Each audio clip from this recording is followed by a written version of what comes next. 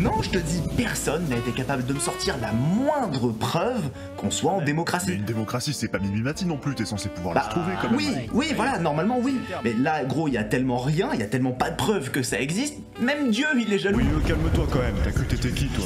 Dieu? Lui-même. Et bah tu sais que ce genre de propos blasphématoires en Chine, c'est la prison directe. Mais c'est même pas toi le Dieu en Chine, qu'est-ce que tu me racontes, gros? Non, mais ce que je veux dire, c'est que si tu peux dire ça librement, c'est qu'on n'est pas en dictature, donc on est en démocratie. Mais alors, mais pas du tout en fait, mais c'est complètement con votre truc. Ouais, c'est un sophisme ça. Ah voilà, bah oui, c'est un sophisme, c'est pas parce qu'on n'est pas en dictature qu'automatiquement on serait en démocratie. Vous avez vrillé, vous. La liberté d'expression est une composante fondamentale de toute démocratie, Ah oui. c'est vrai. C'est un VIP. Mais sa seule présence ne suffit pas à prouver qu'on est en démocratie. Il suffit pas d'être libre de parler pour pouvoir dire bah du coup ça veut dire que j'ai un pouvoir politique, que je suis souverain de mon propre pays. C'est logique. Il y a d'autres facteurs qui rentrent en Ouais, compte. j'avais pas vu ça comme ça. Ah oui, c'est quand même un peu plus logique comme Tiens, ça. mec, j'ai fini. T'as fini? Ouais. Mec, je passe Ok. au water, tu me refais un café C'est toujours de sucre? Non, j'en prends 8. Ouais, ça marche.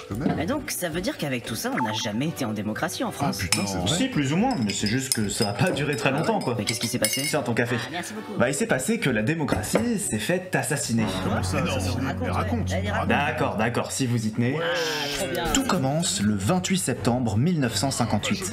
À l'époque, on sort tout juste de la Seconde Guerre mondiale et le général de Gaulle vient de faire adopter sa nouvelle constitution par référendum, proclamant ainsi la 5ème République. C'est la naissance de la démocratie. Alors c'est le début de quelque chose d'un petit peu nouveau. On voit petit à petit comment ça se met en marche, comment ça s'installe, mais c'est qu'un bébé démocratie, hein. Ça bave encore sur le canapé, il y a des trucs qui sont pas au point. Genre par exemple, à l'époque, c'est pas nous qui votions pour le président. Mais attends, on votait pour quoi nous alors? Bah nous on votait pour les référendums, pour élire les maires et les députés de l'Assemblée nationale justement, mais C'est tout je crois que c'est tout hein. Ouais, c'est tout. Hein. Ouais. Attends, si l'Assemblée c'était la seule à être élue directement par le peuple, ça veut dire qu'elle était plus forte que le président, genre? Bah oui, et c'était même son rôle en fait.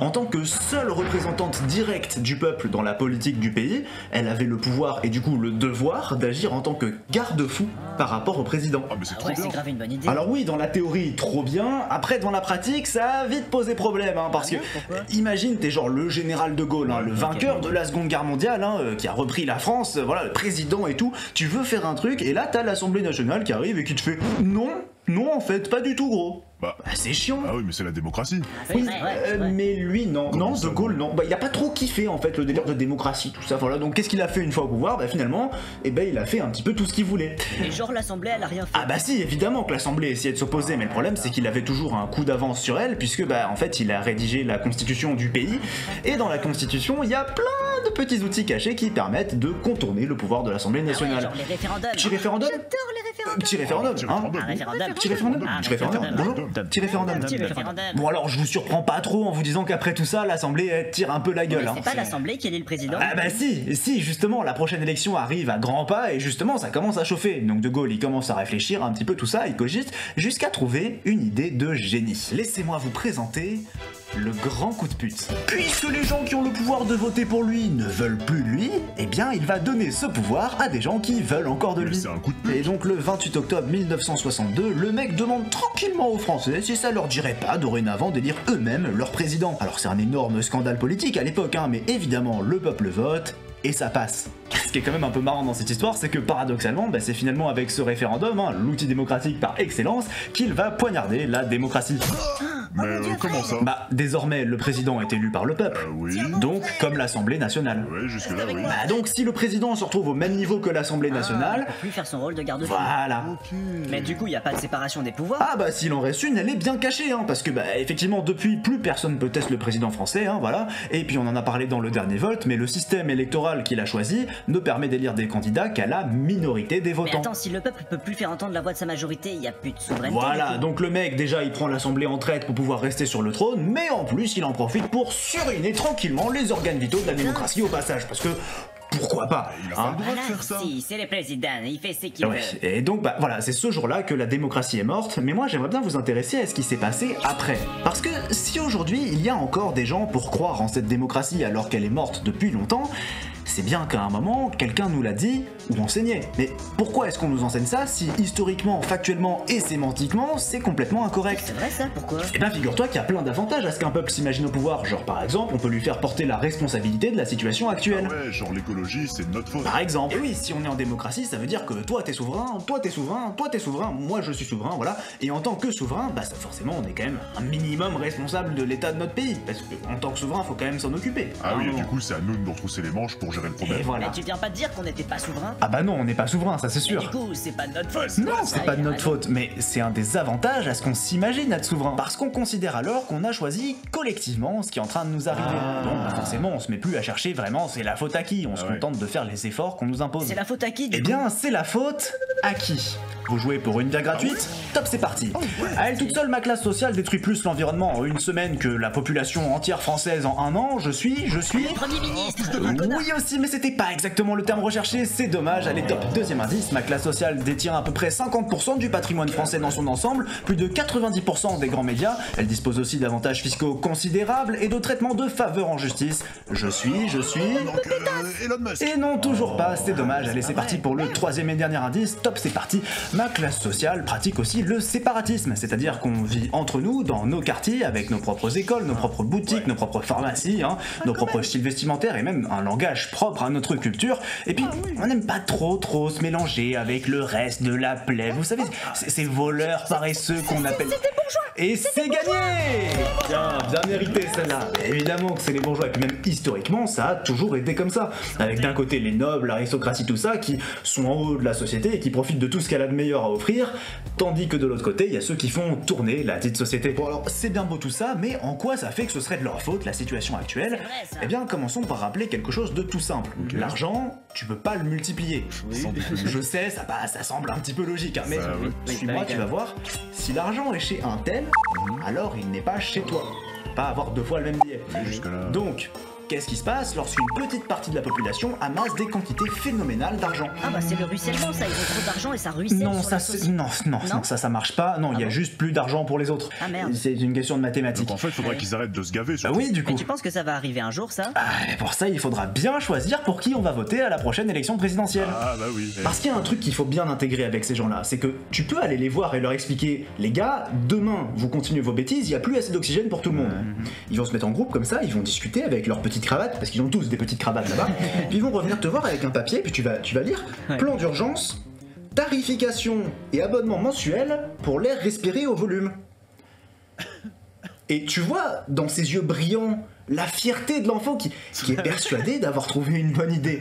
Et il te regarde comme ça, regarde, j'ai même rajouté un abonnement premium, c'est quand même pas mal. C'est pas le problème, Jean-Louis. Ça peut être l'apocalypse demain, s'il reste de l'argent à se faire, ils vont y aller. Forcément. Même si ça nous mène tous droit à notre perte. Mais Ah ouais. il reste de l'argent, tu comprends. Enfin, là où ça devient vraiment chiant, c'est que du coup, leurs intérêts, ils vont complètement à l'encontre de ceux du plus grand nombre, mais qu'ils ont quand même assez de pouvoir et d'influence politique pour les faire passer avant les nôtres. Bah du coup, c'est eux, les souverains du pays. Ouais, tout de suite, tu vas un peu loin quand même. Non mais attendez, Théorie du complot, mais attendez ça. les gars, mais Oui, il c'est n'y a vrai, pas c'est besoin vrai. d'un complot. Attends, Ils gros, font ça en plein jour, ils en ont plus rien à foutre. Comment ça Comment ça, On plein le jour sait qu'il y a du lobbying, on sait qu'il y a du pantouflage, on sait qu'il y a des accords, des négociations, des privilèges. C'est pas caché leur truc. Il a raison. Non, c'est juste que leur classe sociale a politiquement plus de pouvoir que les classes populaires.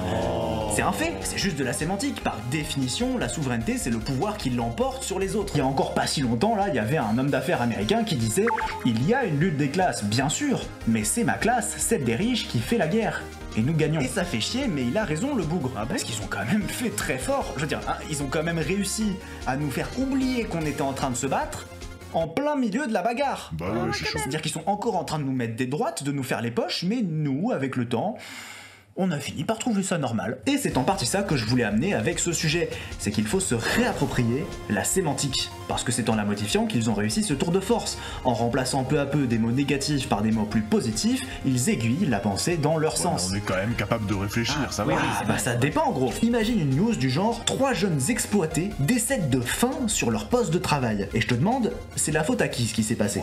Je dirais... L'entreprise, non? Ouais, à l'entreprise. Ouais, hein. c'est l'entreprise. Bah ouais, ça semble un peu logique. Mais maintenant, imagine exactement la même news, mais avec le langage d'aujourd'hui cette fois. 3 jeunes défavorisés décèdent de malnutrition sur leur poste de travail.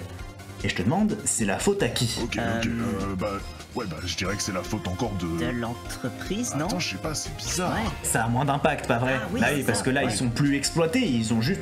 Ils ont pas eu la faveur. C'est ça. Bah ils sont défavorisés. Ils ont pas eu de chance, finalement. Et puis ils sont pas non plus morts de faim, ils sont pas morts affamés, non, ils sont morts de malnutrition. Ils étaient pas bien nourris. Ah, c'est plus doux, en Tu vois, pareil, tu vois, je sais pas... Ouais. Ça arrive, c'est pas de chance, finalement. C'est fou, ça change complètement le ton de la phrase. Ah oui, forcément, parce que c'est une question de sémantique, c'est une question de mots choisis pour décrire la réalité. Dans le premier titre par exemple, le mot exploité fait directement le lien avec ce qui aurait pu causer l'incident. Parce que si t'es exploité, il y a un exploitant. Or en plus l'accident se passe au travail, donc on imagine sans peine les potentielles causes du drame. Et donc voilà pourquoi est-ce qu'il faut se réapproprier la sémantique et appeler les choses par leur vrai nom. Sans quoi, eh bien on ne sait plus de quoi on parle et on ne sait plus non plus comment les combattre. Ça change notre façon de nommer la réalité. Et ça devient la réalité. C'est bien pour ça que la soumission s'appelle du lien social, du vivre ensemble, enfin toutes ces idioties. Il suffit d'enlever le mot et l'exploitation, vous pouvez plus la penser. Donc si vous pouvez plus la penser, vous faites quoi? Surtout si on vous explique qu'à la place c'est du partenariat. Hein. À partir du moment où le patron devient un pote qui vous file un emploi, c'est plus du tout un type qui cherche à vous piquer votre force de travail. Quoi. George Orwell, 1984, il comprend que quand on veut rendre un pays fasciste, il suffit de changer le langage et d'éliminer tous les mots négatifs du vocabulaire. Et parce que quand vous avez plus que des mots positifs, vous ne pouvez plus penser les contradictions. Si vous ne pouvez plus penser les contradictions, on n'est plus en démocratie. La démocratie, c'est le travail des contradictions. Et voilà pour le face-à-face sur la démocratie. Putain, j'ai galéré à le finir celui-là, vous imaginez pas à quel point je suis content que ce soit fini.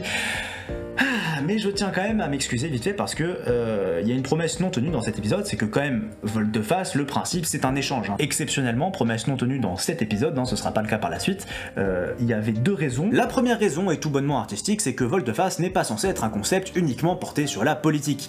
Mais jusqu'ici j'ai fait que ça, des épisodes politiques, et donc je voulais clore un petit peu ce chapitre avec une conclusion. C'est-à-dire ce dont je viens de parler aujourd'hui, cette idée de lutte des classes qui en fait est la raison principale derrière un certain nombre d'incohérences qu'on peut retrouver dans notre système. Et la deuxième raison est encore plus conne, c'est juste que j'ai eu que 5 commentaires, et 5 commentaires qui en plus étaient d'accord avec moi. Ce qui n'est pas du tout pratique en fait. Vous avez rajouté des petits trucs quand même en parlant de la Suisse et tout, des trucs assez intéressants, mais qui n'étaient pas suffisants en fait pour développer sur un scénario entier, et donc j'ai buté là-dessus pendant des mois. C'est le risque de tenter une émission participative avec mon nombre d'abonnés. Voilà, on tente des trucs, bon ouais. En tout cas, merci du fond du cœur d'avoir regardé cette vidéo jusqu'au bout parce que c'est quand même beaucoup de travail, donc ça fait très plaisir. Et puis merci évidemment pour le like et le partage que tu t'apprêtes à laisser parce que moi je te connais quand même, on commence à avoir une petite relation de voilà, je sais maintenant comment tu... Hein? Allez, ça te fera un abonnement 50, je te laisse régler par carte ou en espèces à la sortie, et moi je te dis à la prochaine ouverture de bar pour peut-être un volte-face, peut-être une surprise, qui sait, on verra bien. Allez, des bisous!